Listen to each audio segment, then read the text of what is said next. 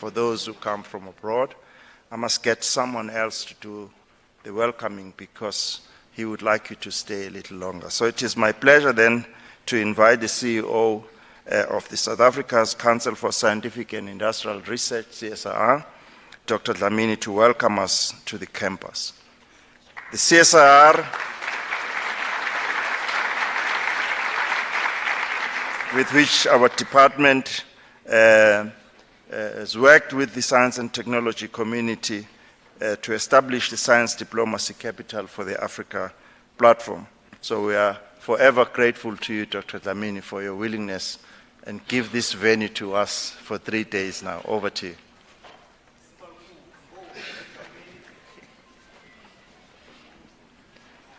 Good afternoon. Welcome to the CSIR International Convention Center. My name is Morgan Mahlangu. Sanitizing stations are located in the foyer and all around the building. In the unlikely event of an emergency, an alarm will sound throughout the building. Trained responders will give instructions on evacuation. Stay calm, take only belongings that you can carry. Emergency procedure: walk in an orderly manner, do not run. Responders will lead us to an emergency exit, then to the assembly point. Please observe 1 meter from other delegates and staff. General information: restrooms are available throughout the building. Please look out for signages. As this is a public building, please do not leave your valuables unattended. Wi-Fi information: free wireless internet access is available throughout the building. Select free CSIR ICC on your device and no password is required. I thank you. Enjoy your time at the CSIR Convention Center.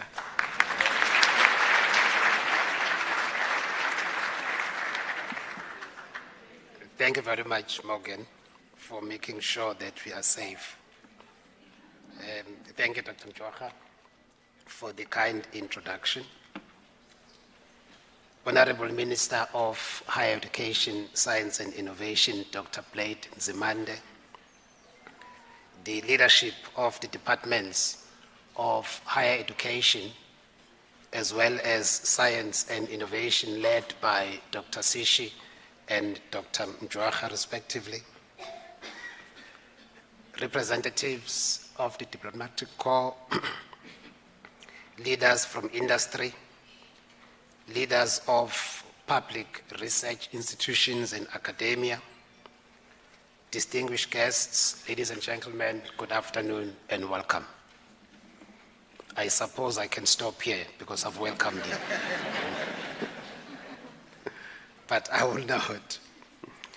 It is with immense pleasure and excitement that we extend a warm welcome to each and every one of you to the Science Forum South Africa 2023.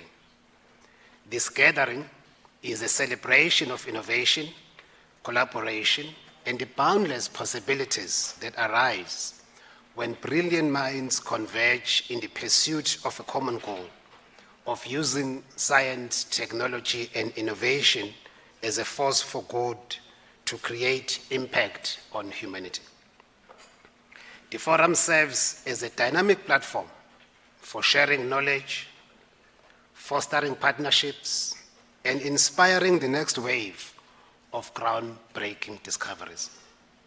This year's theme, igniting conversations about science, people, partnerships, priorities for the Decadal Plan, invites us to explore new frontiers, challenge existing paradigms, and collectively push the boundaries of human understanding. This year's installment of the Science Forum South Africa is taking place at a time which is very interesting in human history.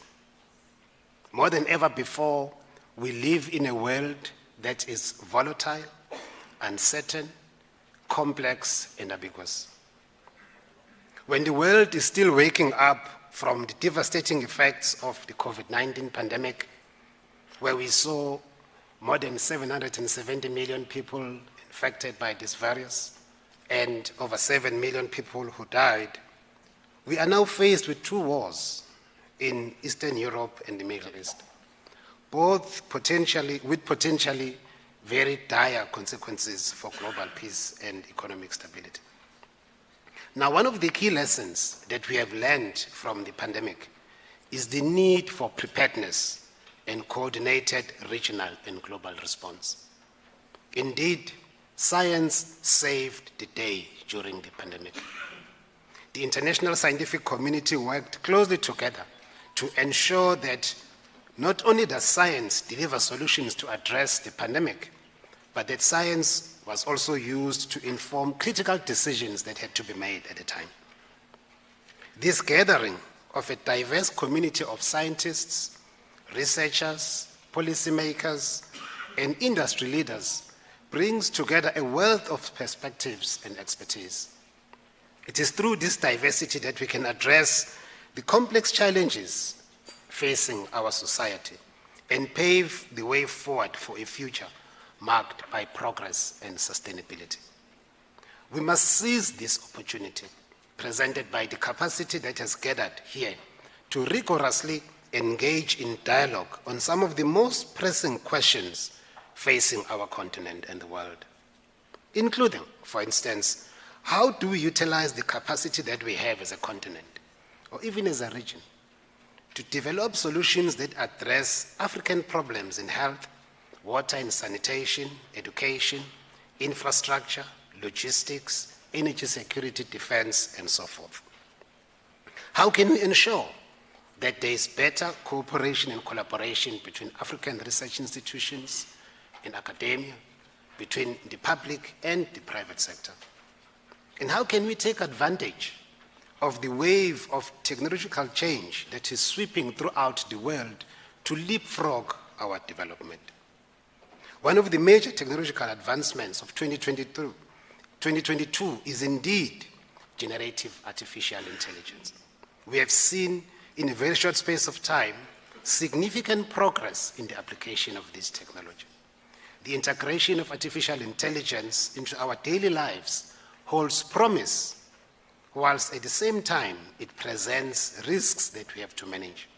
We therefore need to be intentional about our posture with regards to the use of AI. Otherwise, we risk again the risk of being left behind.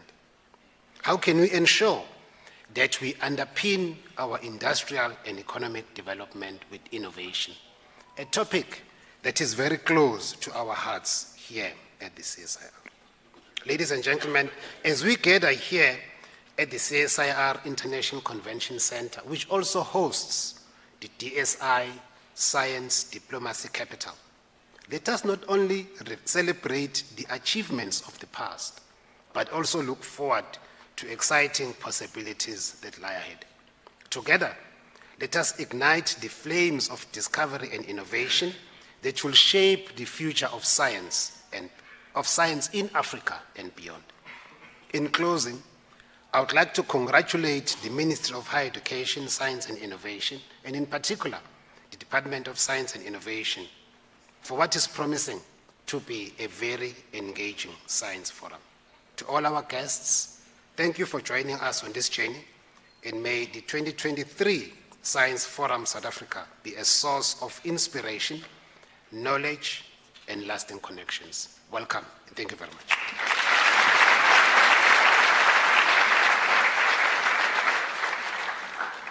Thanks, Dr. Dlamini. I see now why the minister banned me from doing the welcome. You've done such a wonderful job. I don't think anyone is going to leave South Africa over the weekend. But thank you very much, and we look forward to continued cooperation with yourself as the CSIR and the success of our science diplomacy platform, where we promote partnership between our national system of innovation and Africa's largest diplomatic community. So, dear Science Forum participants, it is now my immense honor to invite Minister Nzimande to deliver his keynote address. Minister, we truly value your support and leadership, and now looking forward to listening to you. Round of applause for the Minister.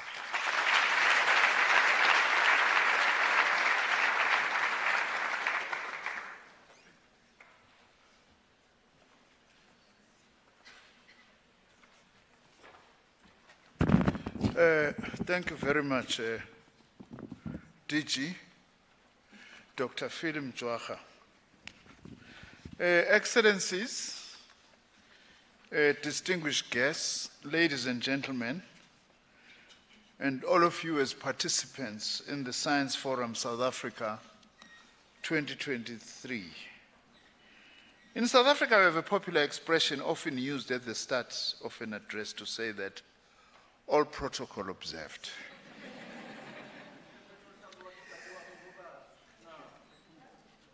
When I was Minister of Transport, I would add and said also all potholes closed.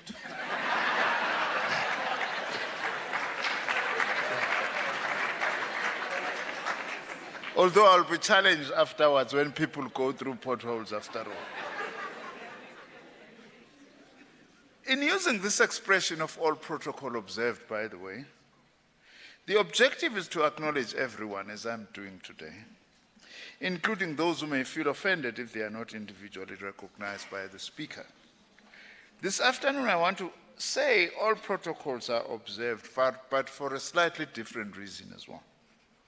Science Forum South Africa is an event where all is welcome, and the contributions of all are encouraged and appreciated, as the debate on the role science should play in society is indeed a debate in which everyone should participate. When I therefore say all protocol are observed, it is an affirmation that you are all welcome and that your contributions are not only invited, but strongly encouraged. Our forum is not an event for passive consumption of ideas, but for active contributions. Because what we need is for all of you to become militants for science. Well, I may want to break this rule of all protocol observed and recognize one particular person, DG, for a reason I will say, Professor Ibo Mandaza from Zimbabwe. I'm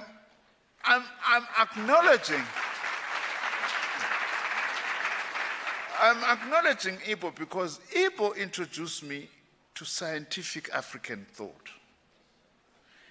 When he was running SAPES, that is still running in Zimbabwe, and I learned one thing, that the prosecution of the national liberation struggle in itself was part of a scientific practice as to why we cannot allow a society where people oppress others.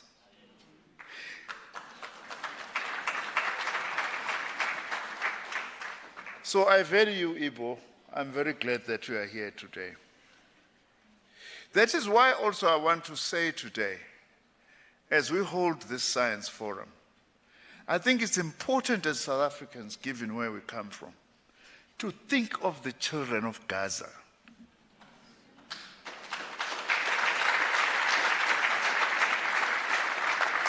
For many reasons, but for me, the one main reason, those kids must not die because we want scientists from them. Scientists of the future. It's very important that we say this because we are holding this, unfortunately, in a world that is refusing to put guns down. You know, the African Union has got a resolution of silencing the guns for the African continent. In fact, this should not just be a continental call, it should be a global call, that we must silence the guns. Science cannot thrive in the context of conflict, but also science has a role to play, including through its scientific diplomacy, to bring peace to the world.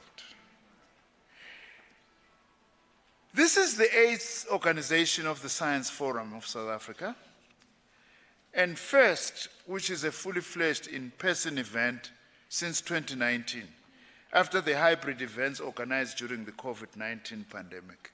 It's good to see all of you again after the COVID pandemic. Indeed, we lost colleagues through COVID, but we will continue to do the work that we have to do, even now also, in honor of their own contribution that they made. Of course, in 2022, we also had a pleasant interruption when the Science Forum South Africa made way for South Africa's highly successful hosting of the World Science Forum in Cape Town last December. However, today we are back in the city of Tshwane at the CSIR International Convention Center, close to the heartbeat of South Africa's national system of innovation, gathered with the same objective as before, and that is to ignite conversations about science. Since 2015, we have always had three key objectives which informed the organization of the Science Forum. And these remain valid today. Firstly, through the organization of a series of debates on the topical science policy challenges of the day, our goal is to enable shared policy learning for all participants, including by providing a platform for civil society to contribute. Secondly, and notably through the organization of the Science Forum exhibition, which we have this time as well, our aim is to promote the excellence and capabilities of South African science and innovation to international, but also to new domestic partners. The third objective is arguably the most important one, and that is to develop partnerships by rekindling old, cementing current, and exploring new relationships. Science, after all, is both an individual but also a collective exercise. The success of this forum will thus be measured not only by the quality of the debates and the exhibition, but also by the vibrancy of the networking outside the formal program. It is thus my hope that, dare I say, the buzz and the vibe of Science Forum South Africa 2023 will leave you all excited and motivated to work together, to put science at work for our society, and at work for social justice. That's why we've got a simple and nice slogan: making sure it's possible. Science can do that. The theme for 2023 forum is people, priorities, and partnerships for the Decadal Plan. The Decadal Plan is our 10-year plan. In case you are wondering what the Decadal Plan is, let me say you have come to the right place. Because South Africa's decadal or 10-year plan for science, technology, and innovation, adopted by our cabinet at the end of 2022, I would like to argue is also your plan. It is a plan for all who have the interests of South Africa at heart, and a plan for all inside and outside government who can contribute through science, technology, and innovation to improve the quality of living of all South Africans. The Decadal Plan has a dual focus. In the first instance, its aim is to ensure South Africa's investment in STI, as we call it in short, and also delivers much more fundamental impacts in advancing socio-economic development in South Africa, responding to poverty, inequality, and unemployment. It isn't science if it is not concerned about creating a better life for all. Secondly, and equally importantly, the plan's objective is to look after the well-being of the South African science and innovation system, ensuring it continues to grow as well as being transformed to be more responsive to the needs of South Africa. Our 10-year plan, the Decadal Plan as we call it, its success will depend on partnerships, our ability to work together within government, between different government departments and ministries. We also need to work together better within science across the artificial boundaries often imposed by the narrow definition of disciplines. In other words, it isn't science unless it is multidisciplinary.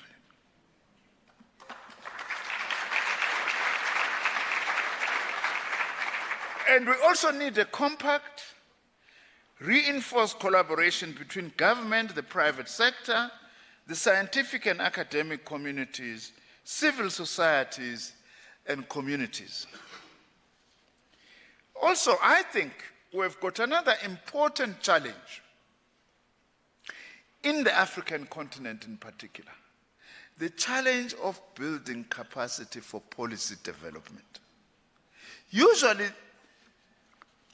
a policy is as good as what has been put into it to develop it, let alone what its objective is. And in our continent, we do have a challenge that because support for scientific work still largely depends on donor funding, also often the capacity for policy development is still donor-driven. We are not saying donors must go, but let donors also support an agenda set by Africans themselves. Very important. I'm proud to announce that in order to bring all the partners together for a strategic discussion focused on the implementation of the Decadal Plan, South Africa's President, His Excellency President Cyril Ramaphosa, will be convening the first ever presidential plenary meeting on science, technology, and innovation at this very venue next Tuesday, the 12th of December, 2003. This is important. The presidential plenary meeting is a governance mechanism that is introduced by our white paper and the Decadal Plan to bring senior South African leaders in all sectors together for a focused discussion on the role of science in South African society, including the need for increased investment. Our Science Forum, of course, has a similar agenda and can thus be considered as a preparatory conference for the presidential plenary. People, priorities, and partnerships. The theme of the Science Forum is the PPP, which is crucial for the success of our Decadal Plan. I'm thus delighted that with a rich and diverse program with more than 60 individual sessions, Science Forum South Africa 2023 will provide ample opportunity for us to consider how best to harness people, priorities, and partnerships for the implementation of our Decadal Plan. I very much look forward to these discussions, and I would like to assure you that the salient messages emanating from the forum will be reported to the presidential plenary and President Ramaphosa next week. The Decadal Plan's success will, of course, depend on the people tasked with its implementation. In other words, all of us. The various debates organized as part of building human capabilities in science, technology, and innovation, track of the forum accordingly merits our priority attention. And once more, as well as focusing on capacity for policy development. The topics of the forum debate, such as promoting diverse career pathways for doctoral and postdoctoral researchers, or the promotion of human-centric competency development in an age of disruptive technology development, number among those themes which speaks directly to the focus of our 10-year plan, our Decadal Plan, and indeed the presidential plenary. Our Decadal Plan, which I again would like to emphasize is also yours, does not identify as priorities specific scientific disciplines or technology platforms. The focus is rather on how we harness science holistically, including the social sciences and humanities, to respond to our key societal challenges. I'm raising this because to some people, science only means natural sciences. You can't divide society. We learned this from COVID, you know, that the vaccine, which gets developed through a particular disciplines of science, will not work unless people accept that the vaccine works. We were shocked, DG, when we did a survey to show that a significant percentage of South Africans do not believe in vaccines. Only social science could tell us that, by the way. The surveys, no other thing. You are ready?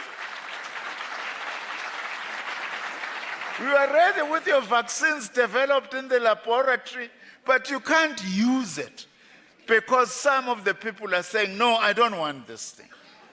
So that's just a simple example of the importance of holistically science, natural, humanities, and social sciences. The forum agenda is thus strategically compiled with debates focused on these priorities or challenges, including the interrogation of the future of society as shaped by, for example, the impact of technological disruption on democracy. Other important tracks will debate the role of innovation in shaping the industry of tomorrow and the role of science in enabling sustainable, inclusive development. The Decadal Plan thus requires people to focus on priorities, together working in partnerships, with tracks of the forum program focused on themes such as economic and science diplomacy, as well as the advancement of the Pan-African science agenda. I'm delighted that international cooperation features prominently on the forum agenda. And by the way, science diplomacy needs to contribute in developing multilateralism in the world. We are one global community, but coming from different traditions, histories, and cultures. Those divisions should not be a source of conflict in the world, but should be a source of a vibrant global village with different cultures and histories. Very important.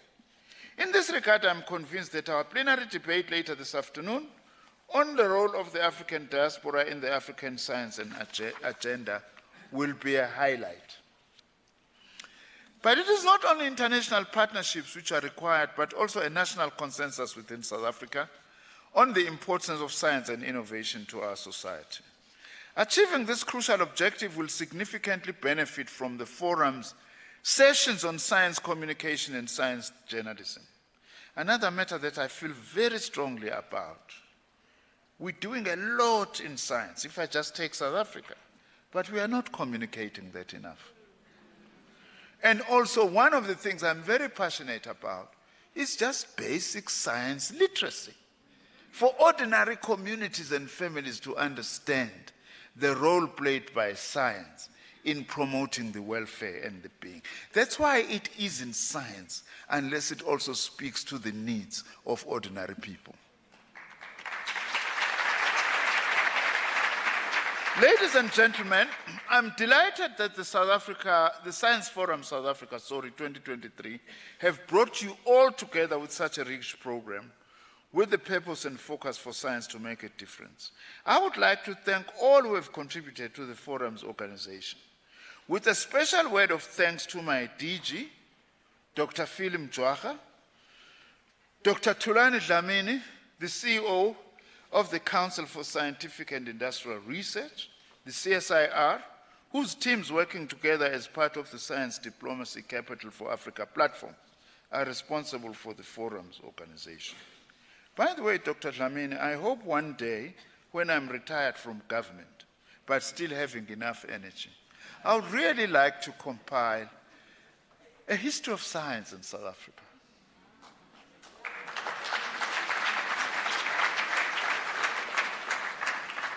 Because, as well as the history of science in the continent, because we have a good story and a bad story to tell, by the way.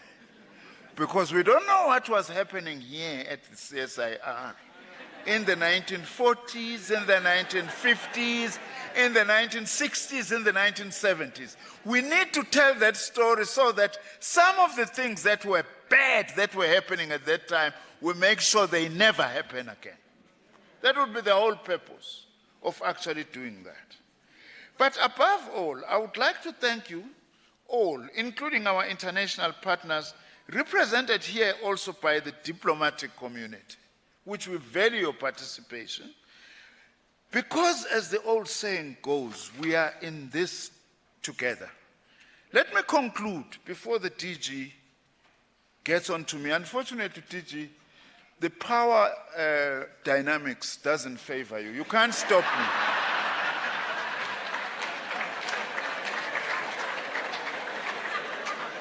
You can't stop me as your minister unless your own career will be jeopardized.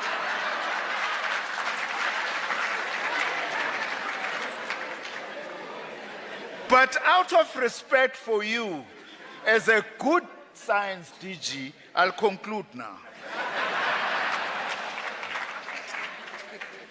I want to conclude with a quote from our first president of democratic South Africa, our beloved President Nelson Mandela.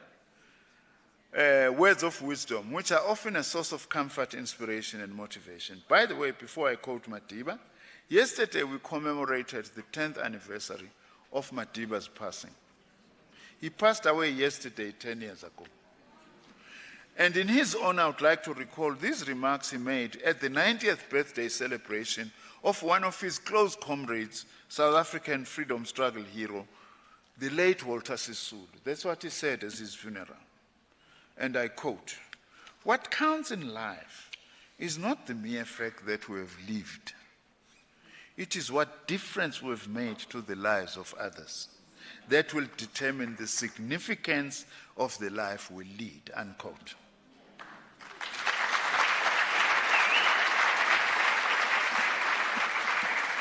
That is also my wish for Science Forum South Africa 2023. Let its significance not be its mere organization and our participation, but the difference its outcomes and our actions will make in the life of others. I thank you very much, and I wish you a successful forum. Thank you.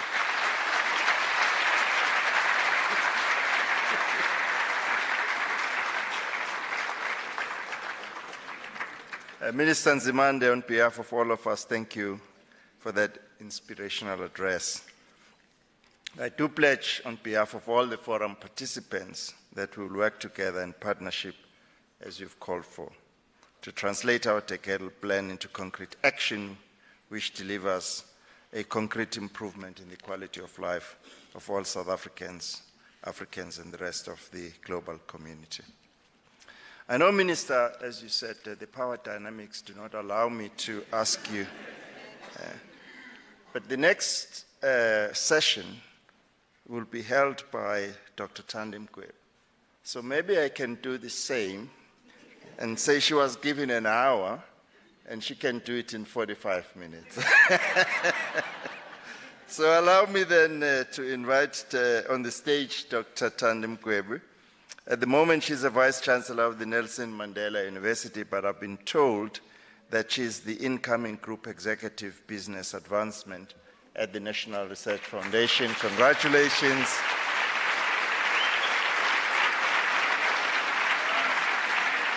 And she will be the moderator for the panel. Over to you, Dr. Mgwebe.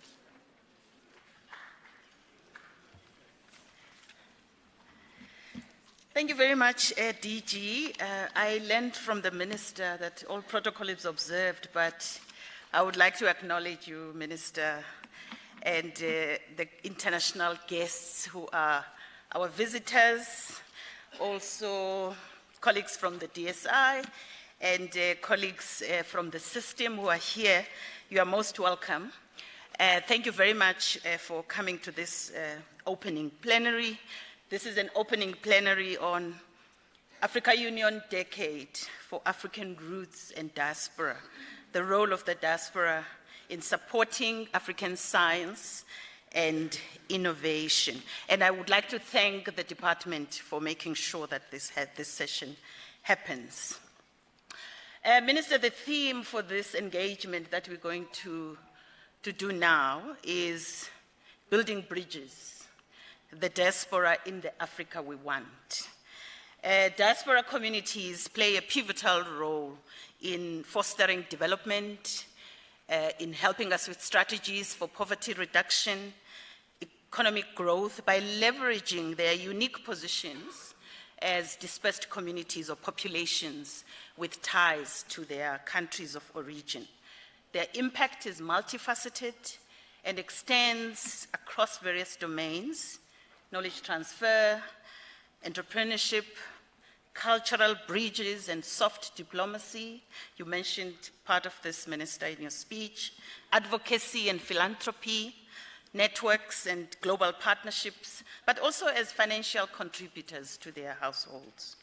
The global recognition of the diaspora as its significance, in fact, is evident through its acknowledgement in prominent international platforms, like the Global Forum on Migration and Development, the high-level dialogues on financing for development, and the Global Diaspora Summit.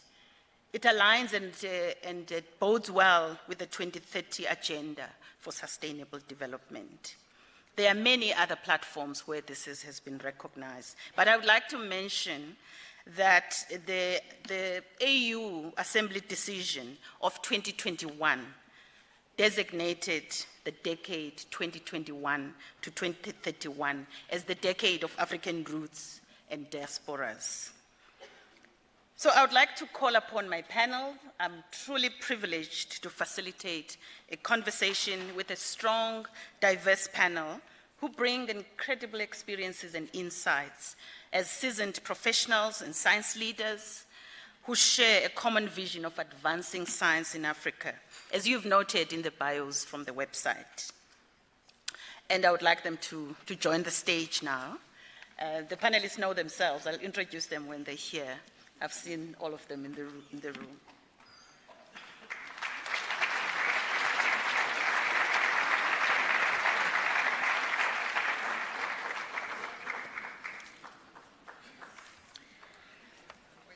Minister and colleagues, we hold this science forum today under certain current conditions.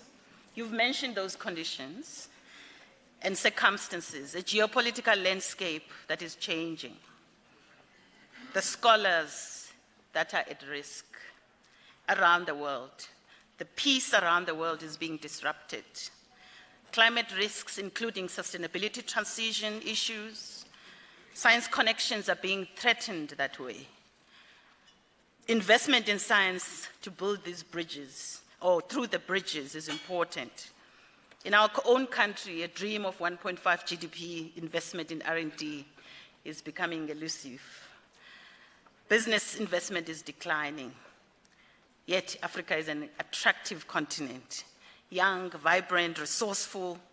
I'm going to ask our panelists a few pointed questions to trigger the conversation on building bridges with the diaspora.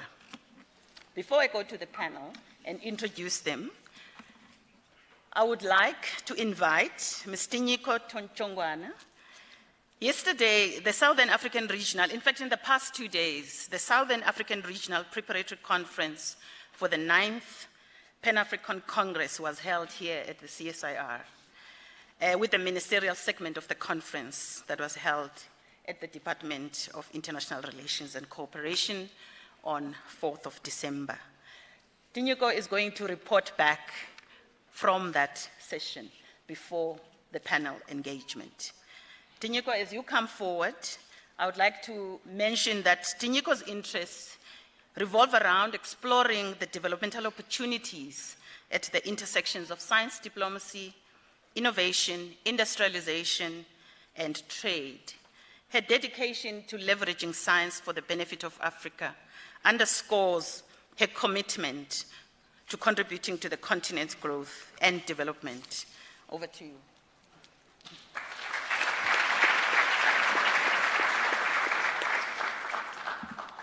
Thank you very much, Program Director, for that introduction. Minister Blade Nzimande, Director General Dr. Phil Mjwaha, ambassadors that are here with us today, distinguished guests, ladies and gentlemen. The DSI and the Department of International Relations and Cooperation have, over the past 2 days, co-hosted the Southern Africa Regional Consultations in preparation for the 9th Pan-African Congress, which will take place in Lomé, Togo in October 2024. These consultations were held under the auspices, as the program director has mentioned, of the AU Decade for African Roots and Diaspora, which commenced in 2021 under the leadership of the government of Togo. Now, the concept of Pan-Africanism, which I think is a little bit important to unpack just to provide a bit more context for this session, has been around for quite a long time, but it particularly took traction during the 1950s and 60s, when African countries started to push back against colonialism, against apartheid, and also against Western imperialism. And it is also rooted in the idea of Pan-Africanism, which recognizes different ways in which African people and people of African descent and people of African roots choose to express their identity. And I think this is a very important point. And so Minister Blade Nzimande on Monday, during the ministerial session that we had with other ministers from the Southern Africa region, put it quite well when he mentioned that when we think about the African diaspora, we tend to think about it within the context of a mass exodus from the continent, a mass exodus of skills, which we better articulate as the brain drain. But I think that the narrative is starting to shift somewhat, and it's becoming a bit more nuanced. And we are starting to appreciate the great value and the impact that the diaspora and people with African roots, people of African descent, can have in transforming Africa's development trajectory. But at the same time, within these nuances, when it comes to how we speak about the diaspora, we also need to have very real conversations about what African governments can do to ensure that their best minds do remain on African soil. And so this was part of the deliberations that we were having over the past 2 days. One of the key outcomes or key recommendations was that we need to build up capacity for policy development and policy implementation, as the minister has mentioned, in the continent. Many countries are faced with challenges of a lack of capacity in developing policy, and this is actually stifling their socio-economic development. Many countries have just started developing their STI policies, for instance. Some countries don't even have industrial policies, let alone the regulations or even the legislation that can actually drive up their economic growth. So the key recommendation here was how can we draw on the expertise of the diaspora to address this challenge? And a key example of that was actually during the height of COVID-19, when prominent Africans in the diaspora partnered with African countries and other key international institutions to negotiate for Africa to gain more access to the COVID vaccine and to also create the regimes necessary for vaccine manufacturing to be spearheaded and fast-tracked in Africa. On another note, we also had very strong voices from influential youth during our session, particularly on this matter pertaining to policy development. And the young people were quite strong in saying that policies that are developed in the continent, they need to reflect the youth. The kind of language that is used in policies needs to reflect the challenges that the youth encounter in their lived daily experiences. The kind of language used for policy making and policy implementation needs to bear in mind the aspirations of the youth. The other key recommendation was with regards to the utilization of digitalization and digital transformation, and there was particularly a specific emphasis on artificial intelligence. And what was also noted was just the opportunities, presenting an opportunity for African trade and developing the requisite infrastructure in order to stimulate trade in value-added manufactured goods.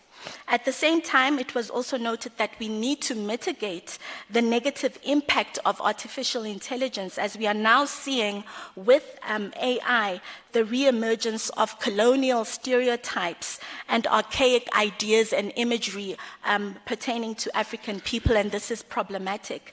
And as a response, panelists, the recommendations that they were making was that as African governments, we need to make sure that we run and we do not walk on this matter, and that African governments need to invest in research and development, R&D, particularly in artificial intelligence, because if we don't, what it means is that our young people that are highly skilled in this field are going to get poached by countries outside of the continent continent and outside of the region that have the financial muscle to develop in R&D, particularly in AI. And lastly, there was much agreement over the 2 days on the opportunities that exist for African countries as a result of the African Free Trade Continental Area, the AFCFTA. While trade under the AFCFTA commenced in 2021, implementation has been a bit slow, largely owing to insufficient and inadequate infrastructure development. So in this instance, be it space satellites, large telescopes, labs for developing medicines or vaccines, or infrastructure for cross-border financial flows, convergence from the 2 days was on the need to partner with the diaspora in mobilizing investments and large but also targeted financing projects. And in this instance, there's also a very strong case to be made with partnering with the African diaspora, particularly those that are scientists and tech moguls and innovators in the diaspora, and basically those who are worth billions. And I must say that on a closing note, I certainly had dollar signs in my eyes when I actually heard that from one of the sessions that in 2022, $95 billion was received by African countries in the form of financial remittances from their citizens or their countrymen based outside of the African continent. And so I think in these times where we are seeing a lot of global instability, as the CEO of the CSIR mentioned, this is really a new opportunity for Africa. And what it can also mean is that we might not necessarily always need to rely on development aid, but can actually gain a lot from these financial remittances and possibly even direct them towards special projects that really address the developmental challenges of the continent. Thank you very much for your indulgence. Thank you very much, Tinyiko, for that passionate report back from the meeting. We will engage with the audience later. Right now, I would like to introduce my panel. I'm going to start, it's going to be random. Dr. Heidi Heckman, Director of Future Africa, and we've got, please show yourself. And the second one is Dr. Kevin Govender, Director of the Office of Astronomy for Development. And we've got Dr. Charity Wayua, Director of IBM Research Africa. And we've got Professor Ibo Mandaza, and is the Executive Chairman of the Southern African Political Economy Series Trust. Welcome, Ibo. And Dr. Michael Makanga. Michael is the Executive Director of the Global Health EDC TP3 Joint Undertaking. And lastly but not least, certainly, Professor Sarah Mutswetsa. Sarah is the CEO of the Human Sciences Research Council. I'm going to start with you, Heidi, as I've introduced. You bring a lot of experience. You have served as the founding CEO of the International Science Council in Paris from 2018 to 2022, and as the executive director of its predecessor organizations.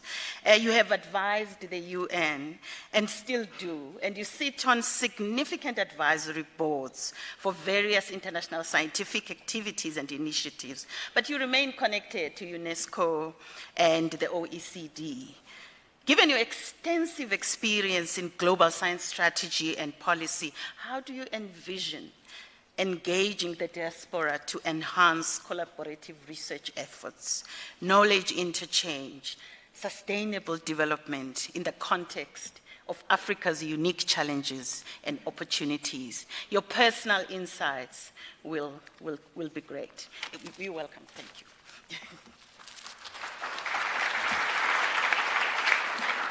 Thank you so much, Dr. Ngwebi, Thandi, if I may, and congratulations again on your appointment.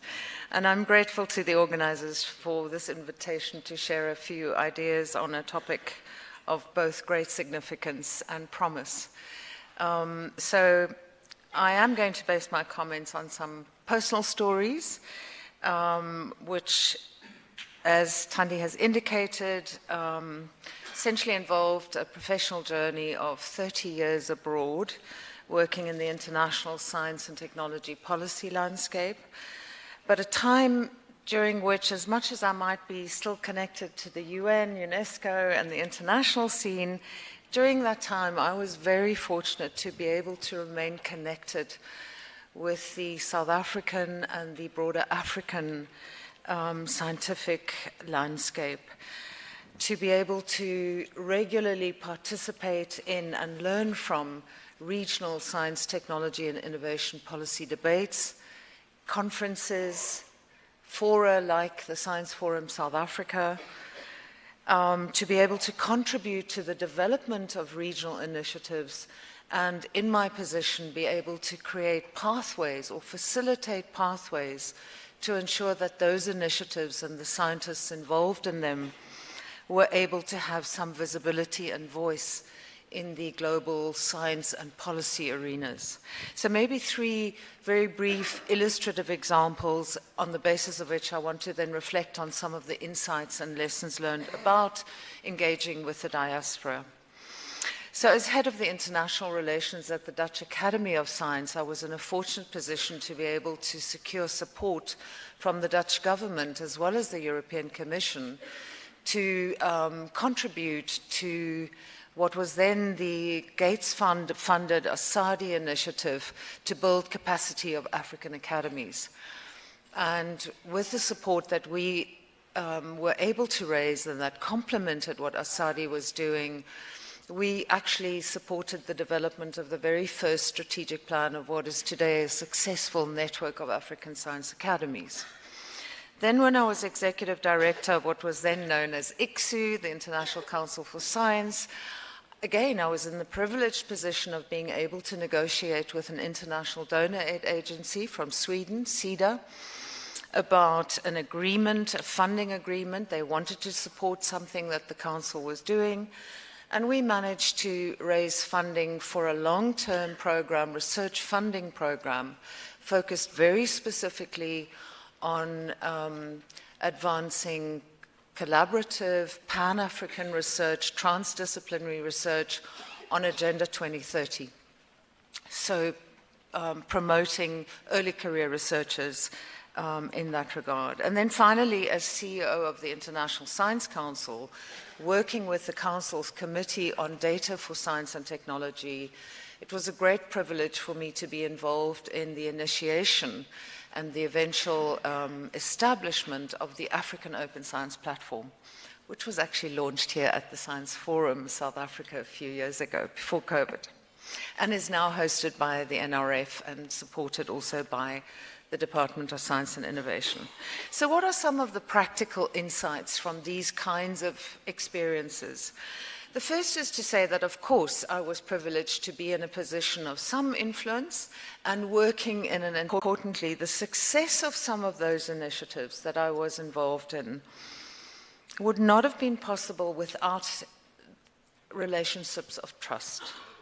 And those relationships of trust were built by the fact that I did manage, again, not through my own, but I was fortunate enough to be able to maintain, to stay connected, to maintain the networks on the continent, and perhaps more importantly, to stay informed about science in and for Africa. Those relationships of trust were also critically secured by the fact that there was a commitment from myself, but also from colleagues at the international level, to co-design those initiatives and not to impose them from Paris, headquarters, but to just serve as facilitators, to create pathways. So in other words, I was able to use my role as a bridge, as a facilitator, connecting global preoccupations around global science and technology policies and opportunities with an understanding of local needs, interests, perspectives, and leadership.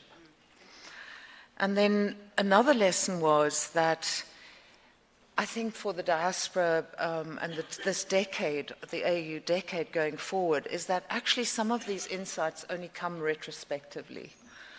That you understand the value of the role once you've left it, and you realize that there was so much more that could have been done. And part of the problem was that I was operating not in a broader strategic framework, such as the one that the AU decade now will provide.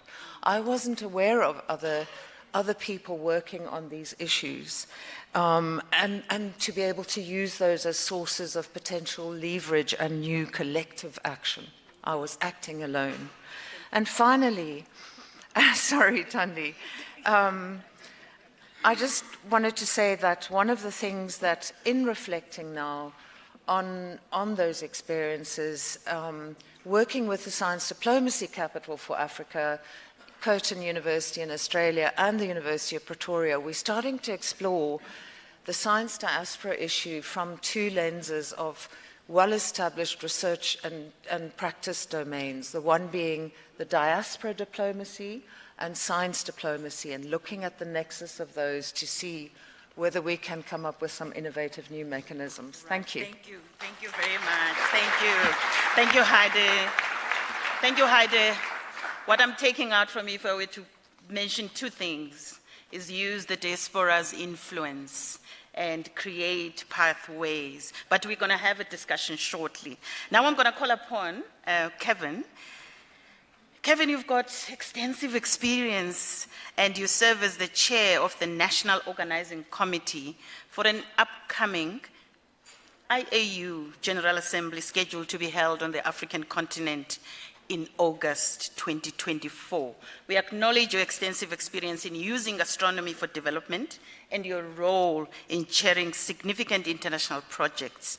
How do you see the potential involvement of the diaspora in advancing not only astronomy-related initiatives, but promoting collaboration across the continent? 5 minutes, please. Cool, thanks, Thandi. See, I'm keeping my phone here, so I'll make sure it's 5 minutes. So I think first, let's just acknowledge, the obvious. It's about making connections, and how we connect with the diaspora is the important sort of underlying factor.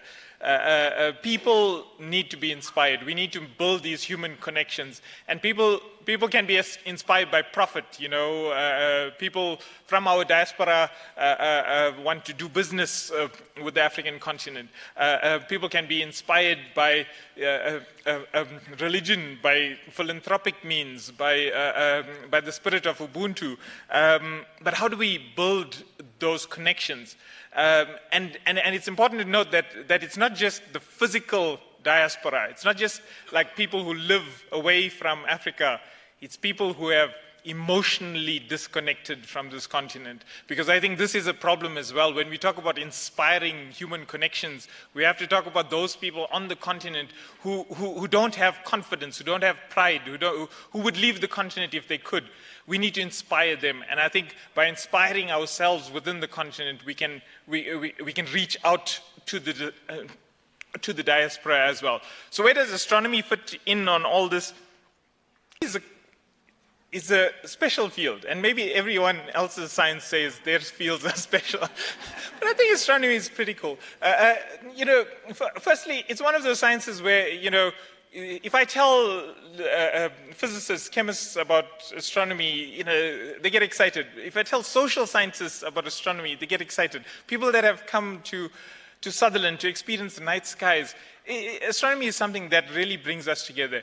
It's a hard science. It's something where, to figure out what's going on in tiny, spots of light in the sky, we need to build infrastructure. We need to push ourselves intellectually, push ourselves technologically. But still, it's something that connects us culturally. It's something that everyone looks up at the sky. My wife Carolina and I, we've had the privilege of working in this field where we've used astronomy to inspire people around the world, and we've seen how it changes people. I mean, when you look at the moon, everyone can see the moon. When you look at the moon next time, think about what the moon sees. Think about what you would see if you looked back from the moon and saw this planet, you know. What would country borders mean? What would the difference in skin color mean in that view from the moon? And I think this is the inspiring aspect of astronomy that we can rally. Now, the South African government and several other governments across the continent now have invested in astronomy, and we're seeing the benefits of it. When Meerkat, the Karoo Array telescope, launched its first images, its first science, the world was blown away, at least the astronomy world. They're like, what? This is some of the most cutting-edge research, some of the most challenging science on the planet. We're pushing human understanding of the universe, and we're doing it from Africa. The South African government's investment in Meerkat is an inspiring aspect, which shows something that has a geographic advantage, and we invested in it, and we're showing the world that we can do this. Now, if we can do that, imagine all the other things we can do. Now, with the astronomy then, maybe we can inspire people through the science we do to be proud that we can do things on this continent. Maybe we can invest in all other sciences, in centers of excellence that will bring people to the continent physically. With the infrastructure we invest in, we bring people physically. With the science we put out there, we bring people together emotionally. And so with that, I think all this is culminating in, as you said, the General Assembly next year. And this is an opportunity to showcase everything. But we don't just want people to come to a meeting. It's the first time this is happening on the African continent. It's an opportunity to shout out. And so we've decided to make it open access. Anyone, anywhere in the world can listen to the talks. Maybe these are things we can do in the other sciences as well, because then we can inspire the diaspora of today and the diaspora of tomorrow as well. Thank you. Thank you. It's very difficult to stop the passion, but thank you very much. Thank you very much, Kevin. I take the inspiration, and we have to inspire people, and we have to keep them emotionally connected, Minister, to the continent. Thank you very much. Now, I go to Charity. Charity has got exciting stuff to say about the role of the African diaspora in contributing to and benefiting from the transformative work in computing, artificial intelligence, and other technological advancement that she is leading at IBM Research Africa. Charity, your work has resulted in transformative solutions that have positively impacted business, government, and people's lives. Please, you're welcome.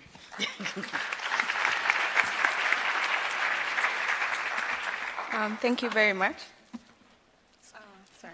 So in the next 5 minutes, I'm really just going to focus on two elements that I think really contribute to how we get the diaspora to participate more. And I think about it in two words. One is equality discoverability. I don't know if that's really proper English, but we're going to work with that for today. And then the second one is advocacy. And I want to highlight those two words with two specific examples that I have been privileged to be a part of. So as she mentioned, leading IBM Research Africa, and I want to just give you an idea of how IBM Research Africa got to be a research lab in the continent 10 years ago. There were two Africans working at one of our headquarters of research in New York. They were quite senior. There were research labs everywhere else. If you look at the map of the lab, nothing in the continent.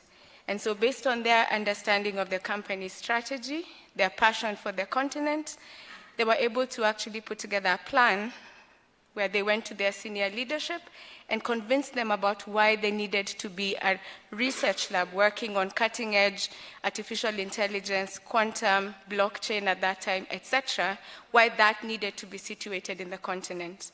And because of that, 10 years later, we can now celebrate that we've had a research lab here in South Africa, a second one in Nairobi, in Kenya, where we have tens of PhDs, software engineers, everything you can think about, doing most cutting-edge research that's impacting the continent and also impacting a multinational like IBM. It only took 2 senior people really passionate about having something here in the continent, but also with a clear understanding of how they would align their interests in developing the continent with what the organization's interest is. And the question I want to leave in our minds is, how do we get hundreds more of people like that? Because we know we have a really rich, talented diaspora out there. We just need to find ways of how we help them to bring investment back. So that's one example. The second example I want to share is more around, I call it, as I said, discoverability. So I studied in the US, I did my PhD there, moved back when IBM Research was starting the lab. And just this year, last year, I traveled back to the US and visited my PhD supervisor, Dr. Lau. He's been doing drug discovery work, fantastic researcher. And as we're having discussions, the question he had is, I have some really good work I've been doing. How can I collaborate with someone in the continent to do a particular portion of it? I have a very good relationship with him. Based on my understanding of some of the researchers in Kenya at that point, I was able to actually connect them. He visited. Now they have like 3 projects that they're planning to do. So I think the other element is really, that's just a serendipitous one if you ask me, but for us to start to think about how can we be strategic about how we help our researchers here to be discovered, but also how we bring an element of those who are interested in collaborating. How do we make that process simpler, easier for people to find each other, easier for them to collaborate?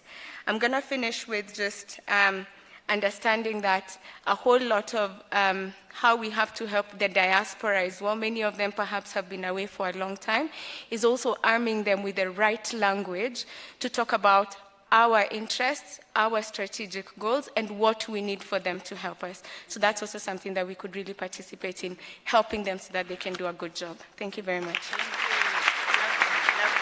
Thank you, Charity. Charity, thank you very much. Discoverability and advocacy. Now I call upon Professor Ibo Mandaza. Prof, you've got extensive experience in academia, civil service, and many leadership roles. How do you believe engaging African diaspora can contribute to addressing perhaps specific on governance, economic development, and political challenges on the continent? Thanks, Ibo. Thank you. In subscribing to the now proverbial all protocols observed, I want all the same to acknowledge my brother, my younger brother, the Minister of Higher Education, Science and Innovation. And in doing so, just to make a correction, we all congratulated him for what was described as an honorary professorship. Now, coming from academia as I do, there is no such thing.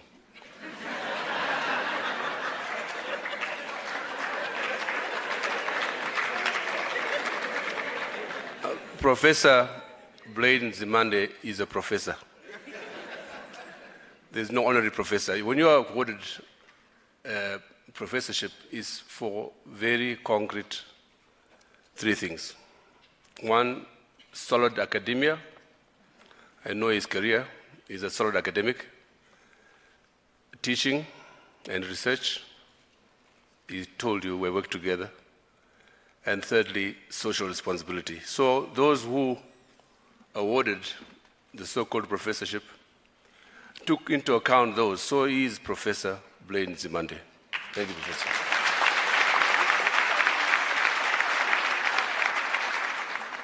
The second point I make, I want to thank the organizers, in particular the Ministry of Higher Education, Science and Innovation. And in saying so, because I've been here second time now, I was in Cape Town last year, I don't know of any Ministry of Higher Education, Science and Innovation which has been so innovative.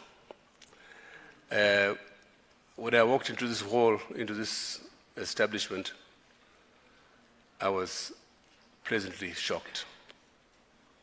And seeing all of you scientists gathered here is certainly a testimony that things are working as should. So I want to thank you for the showcase that you have put up here. And this is important because what I'll say later may not be as pleasant as that which I'm saying now. But before I turn to the main subject of my presentation, there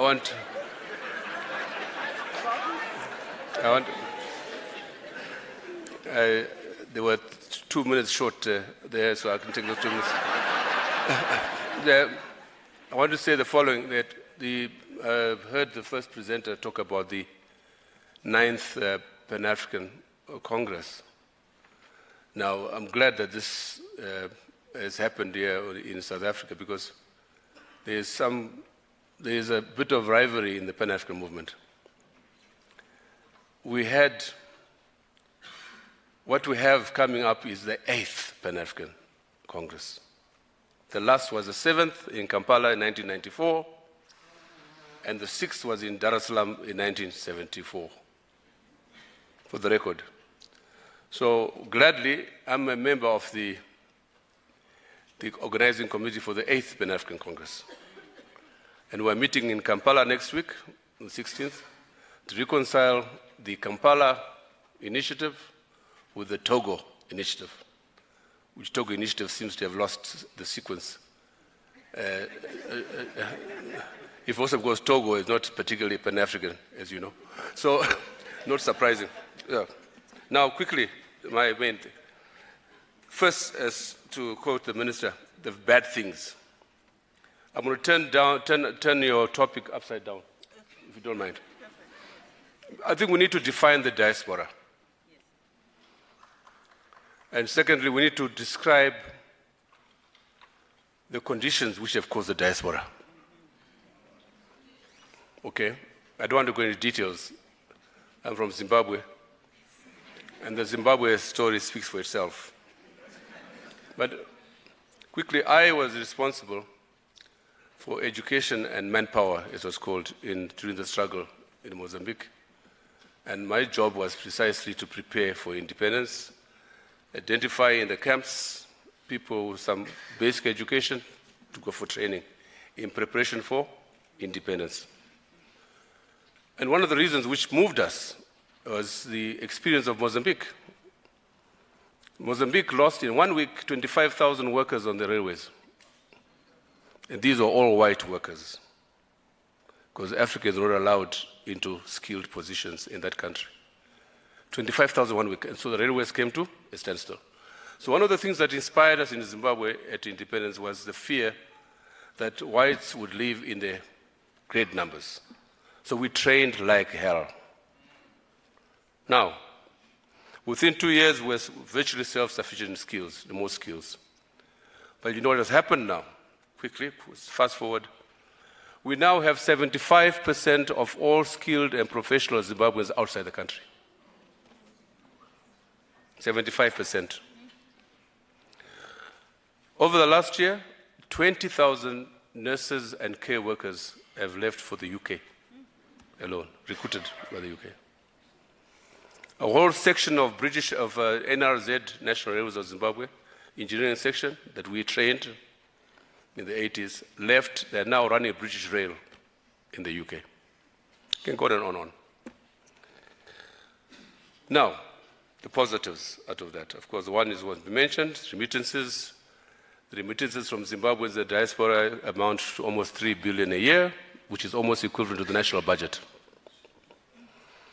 And one of the reasons why people talk about Zimbabweans being so docile, except living up to this oppression and repression, is because some of the social and economic ills are being addressed by the diaspora, feeding their parents, helping with schools, building, and so on and so forth. Also, in 2013, we formed a Zimbabwe Diaspora Home Interface. And under that program, a number of Zimbabweans, doctors, for example, were able to form a consortium in the diaspora and contributed. For example, clinics were built across the country, something like 200 clinics, maternity clinics in particular. And so we've been having the situation where we're trying to make the best out of a very bad situation. Thirdly, many of our diasporans, Zimbabwean diaspora, are here in South Africa. I met many of them here, our former. Zimbabweans are everywhere, even on the moon. And I think one of the derivatives of that is not that we should lament. I think we should try and put a positive spin to it in terms of regional integration, Pan-African unity.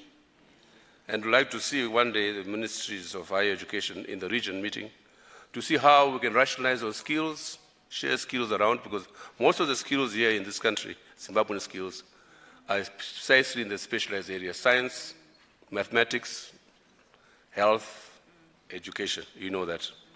So we'll see how we can rationalize that in terms of breaking down the barriers and building the bridges. East Africa. 8 countries in East Africa now have dropped passports. Use ID. No work permits anymore. Between Tanzania, Kenya, Uganda, Rwanda, Burundi, I think Somalia has joined. Why can't we do the same here? We have proved there is no reason for controlling migration of skills in our region. None at all. And East Africa has proved that. So one way is to build regional integration through breaking down of barriers. I was telling students at another lecture that rivers and mountains were never boundaries between our people, neither in Africa nor anywhere else. Rivers facilitate integration. Limpopo is not a boundary between Zimbabwe and South Africa.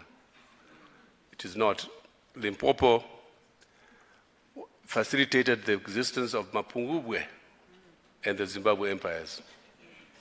We're actually one country. Some years ago, I was chairing a meeting here in Joburg, and President Cyril Ramaphosa, not president then, was on my panel, and I introduced him as, this man is from a small part of Zimbabwe on the South African side.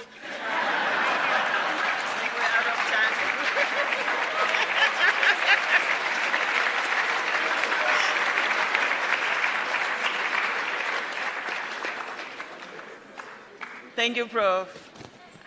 Now we've got the last 2 colleagues, and they've promised me they will stick to their 5 minutes. And I've got Dr. Michael Makanga. Mike, as you walk, I want to pose a question to you as you come to the stage. You've got extensive experience in addressing infectious diseases and research management.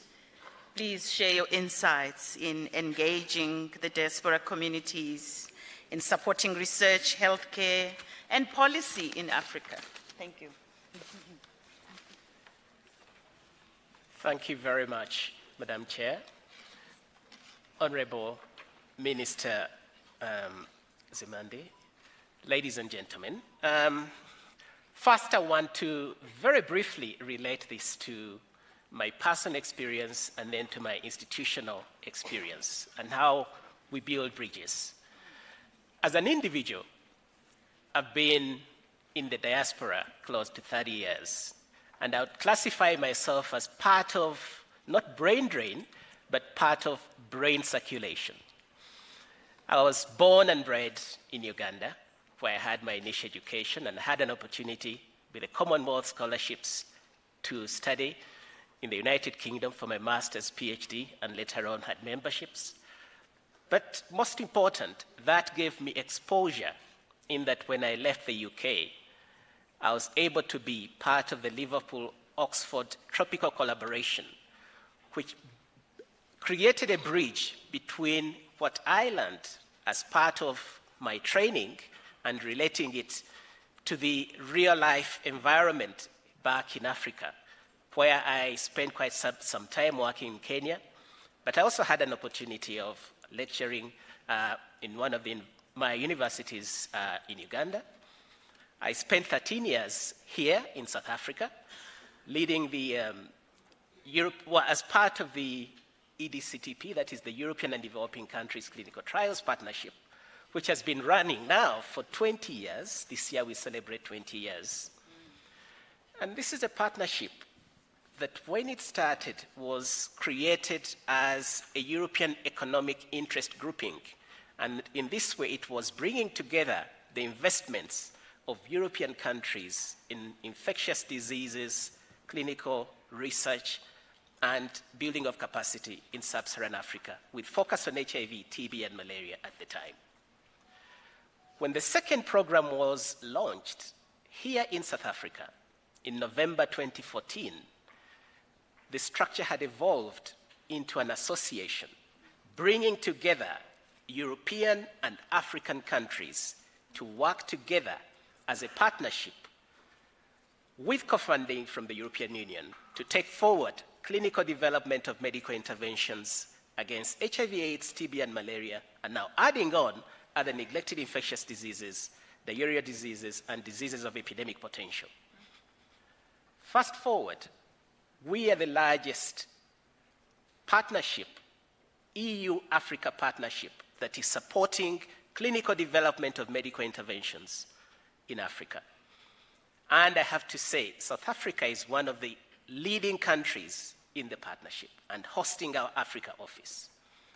Beyond investing in the research and development ecosystem, we've paid special attention to developing human capital, and in this, focusing on people and recognizing that science is fundamentally a human activity. And in this case, we have focused on developing human capacity with excellence, promoting excellence in science, but ensuring that the scientists that are developed are well connected locally, regionally, and globally, coming up with a unique combination of scientists that I would consider to be lucky. Scientists that are prepared to grab the opportunity when it comes. And these are scientists that have a deep understanding of the local problems that are of policy relevance in Africa, scientists that understand health systems in the context of the system here in the countries, but scientists that are able to tap into the global scientific network and having access to the latest scientific thinking and technological advances. How does this relate to the diaspora? I'm part of the diaspora. You need to be around the table. You need to be credible. You need to display excellence. You need to know how the world works. How do you do that? It is by association with the best in the game.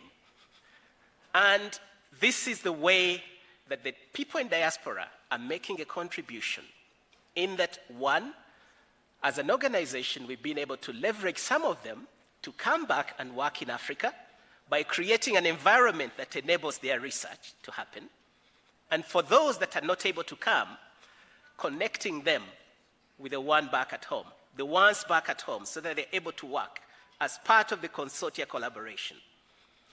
Now, looking at the research ecosystem as a whole, now that we are looking at local manufacturing, research and development, the whole value chain, we need to connect the private sector and the public sector, and the diaspora out there will play a key role. Thank you very much. Thank you. Thank you so much. Thank you so much, Mike. Lastly, I've got the CEO of the HSRC to come and share her insights. She did give me instructions to say I must just say CEO of HSRC. That's all.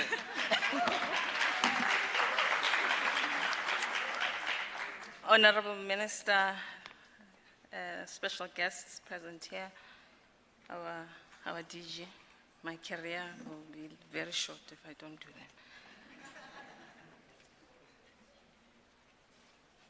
Maybe just following up on Professor Mandaza, let me also, my 5 minutes is about just challenging certain assumptions that we sometimes make. One is that the diaspora is a homogeneous group. 2, that the diaspora wants to contribute. 3,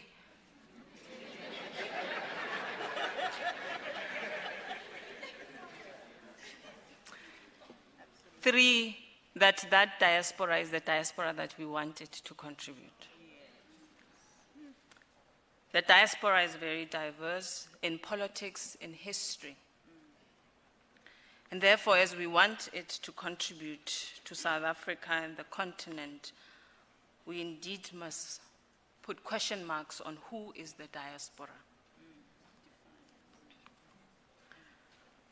My experience, particularly this year, has taught me that we need to redefine what the diaspora is, and I want to suggest that we need to talk about the new diaspora, because that diaspora should not be defined on the basis of locality, geography, race. However, there are political leniency towards what the Africa agenda is and should be. That's the basis in which we should be having a discussion with the diaspora. I know many people who define themselves as the diaspora, and yet they do not believe in the future of the continent.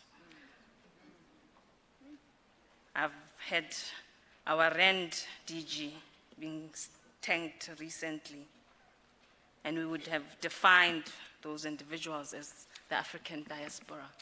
I want to make the argument that they are not. Instead, we need to look to our friends, and I'm glad that they're in the room, because in this year, we have found, again, we have